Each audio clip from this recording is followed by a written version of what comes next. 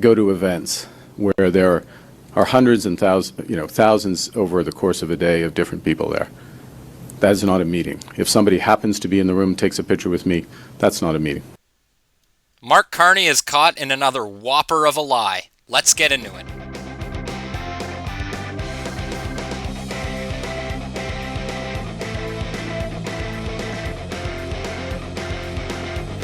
What's up, everybody? Welcome back to Johnny Says So, episode 29.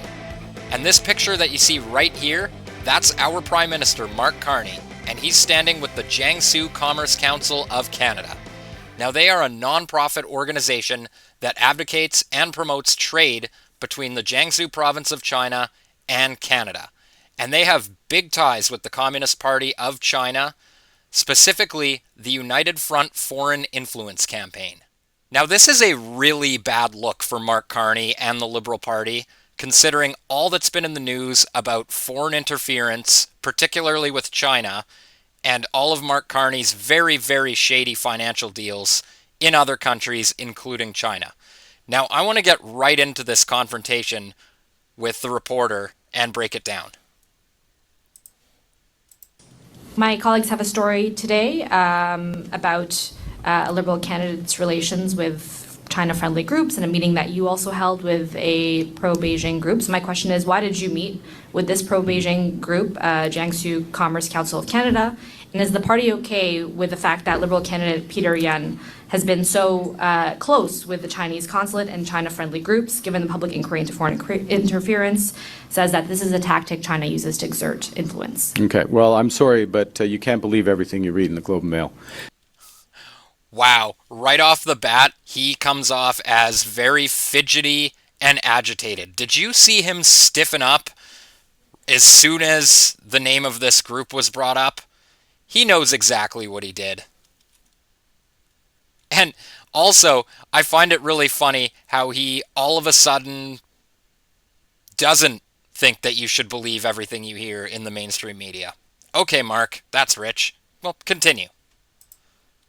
So in your question, and I guess in the article in question, you said I had a meeting with whatever your term was, Beijing group. I've never heard of this group, okay? Never heard of this group. Certainly didn't have a set-up meeting with... Certainly didn't have a set-up meeting. Okay. I want to get back to this photo here because I'm pressing X to doubt, and I want to know what you guys think in the comments. Do you believe him here? I mean, you got 1, 2, 3, 4, 5. You got 7 of these guys standing with you. Did you just bump into them and take a photo? Was this an informal meeting? Is that the technicality you want to use to get out of this, Mark? We met informally. They just happened to show up at one of my events. Okay, bud. I don't believe you. Continue. This group. Full stop. So check your sources before you write things like that, okay? Or your colleagues do. I'm a politician. And now, all of a sudden, Mark Carney claims to be a politician. Okay, my only problem with that is Mark Carney has been consistently running on the fact that he's not a politician, and that's what his base seems to really like about him, despite the fact that they'll turn around and, they'll say that Donald Trump isn't qualified because he's not a politician. All right, this is from Mark Carney's official LinkedIn account. I'm not a politician. I work with liberals and conservatives. I'm not a politician. Sorry, Mark, but you're going to have to pick a lane here. I go to events where there are hundreds and thousands over the course of a day of different people there. That is not a meeting. If somebody happens to be in the room, takes a picture with me, that's not a meeting. Is this really his defense? Are people actually going to buy this? It's almost cartoonish at this point, the levels at which he is outright and openly lying to us all. Now, I found this, which I find very interesting.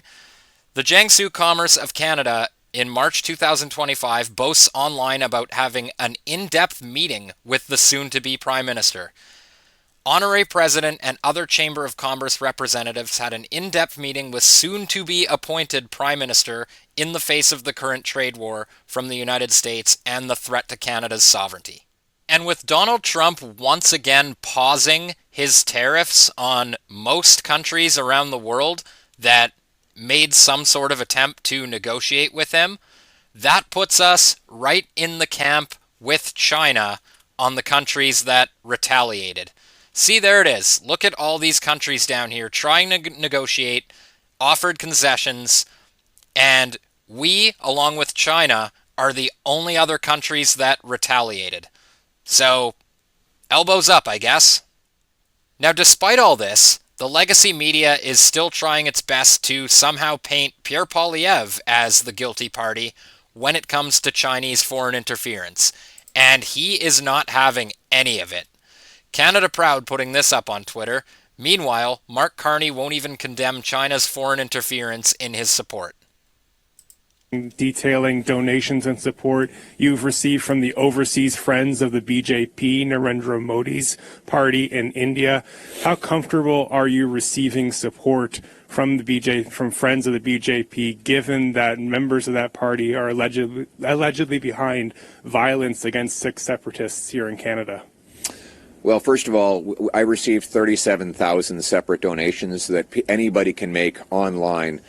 We don't have the capacity to do CSIS background checks on every single person who makes those 37,000 donations. We condemn 100% any foreign interference in Canada, and anyone who collaborates with it should be jailed. But the real question you should be asking is, why haven't the Liberals got the foreign agent registry up and running? Because then we would know proactively who is working on behalf of a foreign government. And then parties could actually go through their lists of donations and find out if there is anybody who's been a bad actor. But unfortunately, they only seem interested in harping on Pierre Poilievre for his lack of security clearance, which I've covered before, would prevent him from speaking out about this. The truth is, guys, they don't want you to know which MPs are guilty of this. But Conservative MPs too. I think the problem it's a far-reaching problem that affects all parties, and they don't want us to know just how pervasive it is. They haven't set that up, even though it was passed into law by Parliament. The other question that you should be asking is, why is Mark Carney accepting campaign support from the Chinese Communist government? You know, here he is. He was just in China a few months ago, arranging a $250 million loan for his company, a company in which he still has millions of dollars of interest. And now we find that the government in Beijing is actively interfering to campaign on behalf of Mr. Carney. I note that the government in Beijing was attacking his leadership rival, Chrystia Freeland, during the leadership race. And now they're pushing out propaganda to support his campaign again. He is conflicted. He continues to have financial interests in foreign hostile regimes in the hundreds of millions of dollars while he is Prime Minister of Canada. That is the real foreign interference that we should be worried about, and it is the foreign interference that I will end. After the lost Liberal decade, they have turned this country into a playground for foreign interference. And I will not allow, and I will not allow that kind of thing to happen anymore. Thank you. Thank you. Now what you heard, obviously, there is he is trying to speak over somebody who is shouting at him.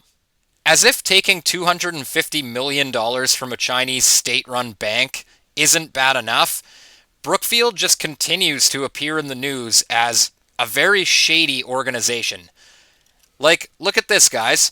Brookfield used Cayman Islands to register third fund managed by Carney. I love how they point this out, too. The use of tax havens is legal, and it's widespread among investment firms, but opens Liberal leader to political attacks. No shit it opens him up to political attacks. I mean, come on, guys. Liberals, you're supposed to be the party that is against corporate greed and corruption, and, you know, these companies are supposed to be paying their fair share, right? Not setting up tax havens. Isn't that what you believe? So look in the mirror. How can you honestly support this guy after knowing that he uses tax havens to avoid paying his fair share of taxes? And it's not just that, guys, but look at this. Carney's former firm Brookfield has been accused of breaching Indigenous rights in 4 countries.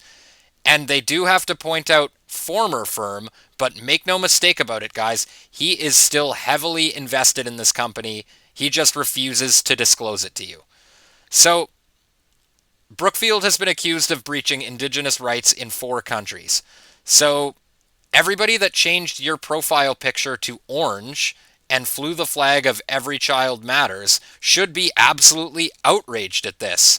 But I guess it's just going to be crickets from all of you guys who are blindly supporting Mark Carney at Canada's peril. And that's my show for today, guys. Now I'd love to turn it over to you folks in the comments. What do you make of Mark Carney's non-meeting with the Jiangsu Commerce Council of Canada? And as always, please like, share, and subscribe to the channel, and I'll see you in the next one. Peace.